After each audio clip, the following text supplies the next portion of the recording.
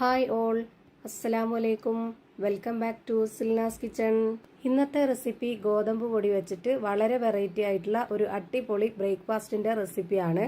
നമ്മൾ സാധാരണ ചപ്പാത്തിക്ക് മാവിട്ട് കുഴയ്ക്കുന്ന പോലെ ഒരുപാടിട്ട് കുഴച്ച് ബുദ്ധിമുട്ടേണ്ട ആവശ്യമൊന്നുമില്ല. വളരെ പെട്ടെന്ന് തയ്യാറാക്കി എടുക്കാൻ പറ്റുന്ന നല്ല ടേസ്റ്റി ആയിട്ടുള്ള ഒരു അടിപൊളി ബ്രേക്ക്ഫാസ്റ്റ് ആണിത്. അപ്പോൾ ഞാൻ ഇതിന് വേണ്ടിയിട്ട് ആദ്യം തന്നെ 250 ml കപ്പിന്റെ അളവിൽ 1.5 കപ്പ് അളവിൽ ഗോതമ്പ് പൊടിയാണ് ഇതുപോലൊരു പാത്രത്തിലേക്ക് ഇട്ട് കൊടുത്തിട്ടുള്ളത്. ഇനി ഇതിലേക്ക് ആവശ്യത്തിനുള്ള ഉപ്പും 1 സ്പൂൺ അളവിൽ പഞ്ചസാരയും ഇതുപോലൊരു വലിയ പീസ് അളവിൽ ബട്ടറും ഇട്ട് കൊടുക്കുന്നുണ്ട്. ബട്ടർ ഉരുക്കി ചേർത്ത് കൊടുക്കണം എന്നുള്ളവർക്ക് അങ്ങനെ ചേർത്ത് കൊടുക്കാം. അല്ലാന്നുണ്ടെങ്കിൽ ഇതുപോലെ ഇട്ട് കൊടുത്തിട്ട് നമ്മൾ ഇതുപോലെ പൊടിച്ച് ഈ മാവുമായിട്ട് ഒന്ന് നന്നായിട്ട് മിക്സ് ചെയ്ത് കൊടുത്താലും മതി. ഇതിലേക്ക് വെള്ളം ഒഴിച്ചു കൊടുത്തിട്ട് വേണം ഇനി ഇത് കുഴച്ചെടുക്കാനായിട്ട്. അപ്പോൾ നമ്മൾ അതിന് മുന്നേ ആദ്യം തന്നെ ഈ ഒരു ബട്ടർ ഇട്ട് കൊടുത്തിട്ട് ബട്ടറുമായിട്ട് മാവ് നന്നായിട്ടൊന്ന് മിക്സ് ചെയ്ത് കൊടുക്കുക. ഇനി ഇതിലേക്ക് നമ്മൾ ഘട്ടം ഘട്ടമായിട്ട് വെള്ളം ഒഴിച്ചു കൊടുത്തിട്ട് ഇത് നന്നായിട്ടൊന്ന് യോജിപ്പിച്ചെടുക്കാം.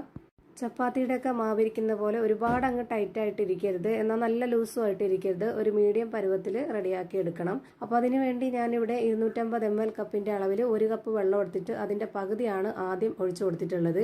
ഇനി ഇത് നന്നായിട്ടൊന്ന് യോജിപ്പിച്ചെടുത്തതിന് ശേഷം വെള്ളം കുറവുണ്ട് എന്നുണ്ടെങ്കിൽ കുറച്ചും കൂടെ ഒഴിച്ചു കൊടുക്കാം. ഈ വീഡിയോ കണ്ടുകൊണ്ടിരിക്കുമ്പോൾ തന്നെ സിൽനാസ് കിച്ചൺ ചാനൽ ആദ്യമായിട്ട് കാണുന്നവരാണെങ്കിൽ പ്ലീസ് ഒന്ന് സബ്സ്ക്രൈബ് ചെയ്തേക്കണേ. ഒപ്പം തന്നെ ഈ വീഡിയോസ് നിങ്ങൾക്ക് ഇഷ്ടപ്പെടുകയാണെങ്കിൽ ഒരു ലൈക്ക് ചെയ്ത് ഷെയർ ചെയ്ത് സപ്പോർട്ട് ചെയ്യാനും മറക്കരുത്. ഈ മാവ് യോജിപ്പിച്ചെടുക്കാൻ വേണ്ടി കുറച്ചുകൂടി വെള്ളം ആവശ്യം വന്നിട്ടുണ്ട്. അപ്പോൾ അതിനായിട്ട് കുറച്ചുകൂടി വെള്ളം ഒഴിച്ചു കൊടുക്കുന്നുണ്ട്. ഇപ്പോൾ ആ ഒരു 250 ml കപ്പിന് 1/4 കപ്പ് വെള്ളമാണ് ഞാൻ ഇതിലേക്ക് ആകെ ഒഴിച്ചു കൊടുത്തിട്ടുള്ളത്. ഇനി ഇതൊന്ന് മാറ്റി വെച്ചേക്കാം. അടുത്തതായി സ്റ്റൗവിലേക്ക് ഒരു പാൻ വെച്ച് കൊടുത്തിട്ടുണ്ട്. അതിലേക്ക് കുറച്ച് ഓയിൽ ഒഴിച്ചു കൊടുത്തതിന് ശേഷം ഒരു 2 സബോള ഇതുപോലെ ഒന്ന് കട്ട് ചെയ്തതിന് ശേഷം ഇട്ട് കൊടുത്തിട്ടുണ്ട്. നല്ലപോലെ ചെറുതായിട്ട് വേണം ഈ ഒരു മസാലയ്ക്ക് വേണ്ടിയിട്ട് കട്ട് ചെയ്തെടുക്കാനായിട്ട്. പിന്നെ ഇതിലേക്ക് വേണ്ടത് 2 തക്കാളി, 2 പച്ചമുളക്, ഒരു 2 അല്ലി വെളുത്തുള്ളി, ഒരു ചെറിയ കഷ്ണം ഇഞ്ചി എല്ലാം പൊടിയായിട്ട് അരിഞ്ഞെടുത്തിട്ടാണ് ഇതിലേക്ക് ഇട്ട് കൊടുത്തിട്ടുള്ളത്. ഇനി ഇതിലേക്ക് കുറച്ച് കറിവേപ്പില ഇട്ട് കൊടുത്ത് ആവശ്യത്തിനുള്ള ഉപ്പും കൂടെ ഇട്ട് കൊടുത്തതിന് ശേഷം ഇതുപോലെ നന്നായിട്ടൊന്ന് ഇളക്കി കൊടുക്കാം. ഇത് നന്നായിട്ട് വെന്ത് കുഴഞ്ഞു വരണം. അതിനാണ് ഞാൻ നേരത്തെ തന്നെ ഉപ്പിട്ട് കൊടുത്തിട്ടുള്ളത്. എന്നിട്ട് ഇതൊന്ന് അടച്ചു വെച്ചിട്ട് ഒരു 5 മിനിറ്റ് നേരത്തേക്ക് ഇതൊന്ന് വേവിക്കാനായിട്ട് വെച്ചിരിക്കണം. ഞാനിപ്പോൾ ഇതൊന്ന് അടച്ചു വെച്ച് വേവിച്ചെടുക്കുന്നുണ്ട്. ഒരു 5 മിനിറ്റ് കഴിഞ്ഞപ്പോഴേക്ക് ഇതൊന്ന് തുറന്നു നോക്കിയപ്പോൾ നന്നായിട്ട് വെന്ത് കിട്ടിയിട്ടുണ്ട്. ഇനി ഇതിലേക്ക് വേണ്ടത് മസാലപ്പൊടികളാണ്. അതിന് വേണ്ടിയിട്ട് ഞാനിവിടെ 1 സ്പൂൺ അളവിൽ മുളക് പൊടി ഇട്ട് കൊടുക്കുന്നുണ്ട്. എരിവുള്ള മുളക് പൊടിയാണ് ഇട്ട് കൊടുത്തിട്ടുള്ളത്. പിന്നെ ഇതിലേക്ക് ഒരു നുള്ള് മഞ്ഞൾപ്പൊടി, ഒരു 1/4 സ്പൂൺ അളവിൽ പെരിഞ്ജീരകപ്പൊടി, ഒരു നുള്ള് ഗരം മസാലപ്പൊടി, ഇത്രയും മതി. ഇനി ഞാൻ ഇതിലേക്ക് ഉപ്പിട്ട് കൊടുക്കുന്നില്ല. നേരത്തെ ഉള്ളി വഴറ്റാൻ നേരത്ത് ഉപ്പിട്ട് കൊടുത്തിരുന്നു, അത് ആവശ്യത്തിനുണ്ട്. ഇനി ഇതിലേക്ക് ഉപ്പിടേണ്ട ആവശ്യമില്ല. ഇനി ഈ ഒരു മസാലപ്പൊടിയുടെയൊക്കെ പച്ചമണം മാറിക്കിട്ടാനായിട്ട് ഒന്നുകൂടി ഈ ഒരു ഉള്ളിയായിട്ട് വെന്ത് കിട്ടാൻ വേണ്ടിയിട്ട് ഒരു 3 മിനിറ്റ് നേരം കൂടെ ഇതൊന്ന് അടച്ചു വെച്ച് വേവിച്ചെടുക്കാം. ഇപ്പൊ ഈ ഒരു മസാലയൊക്കെ നല്ലപോലെ വെന്ത് കുഴഞ്ഞു കിട്ടിയിട്ടുണ്ട്. ഇനി ഇത് നമുക്ക് ഫ്ലെയിം ഓഫ് ചെയ്തതിന് ശേഷം മാറ്റി വെച്ചേക്കാം. അടുത്തതായിട്ട് ഒരു കാര്യം കൂടി ചെയ്യാനുണ്ട്. നേരത്തെ റെഡിയാക്കി വെച്ചിട്ടുള്ള ആ ഒരു മാവ് ഇതുപോലെ ഒരു കൗണ്ടർ ടോപ്പിലേക്ക് ഇട്ട് കൊടുത്തിട്ടുണ്ട്. കൗണ്ടർ ടോപ്പിൽ കുറച്ച് ഗോതമ്പ് പൊടി ഇട്ട് കൊടുത്തതിന് ശേഷമാണ് ഈ മാവ് വെച്ച് കൊടുത്തിട്ടുള്ളത്, അല്ലാന്നുണ്ടെങ്കിൽ ഒട്ടിപ്പിടിക്കും. എന്നിട്ട് ഇതുപോലെ 4 പീസാക്കി എടുത്തിട്ടുണ്ട്. ഇനി അതൊന്ന് ഒരു ബോൾസ് ആക്കി എടുക്കാം. ഇപ്പൊ ഞാനിത് ഈ ഒരു വലിപ്പത്തിൽ ബോൾസ് ആക്കി എടുത്തിട്ടുണ്ട്.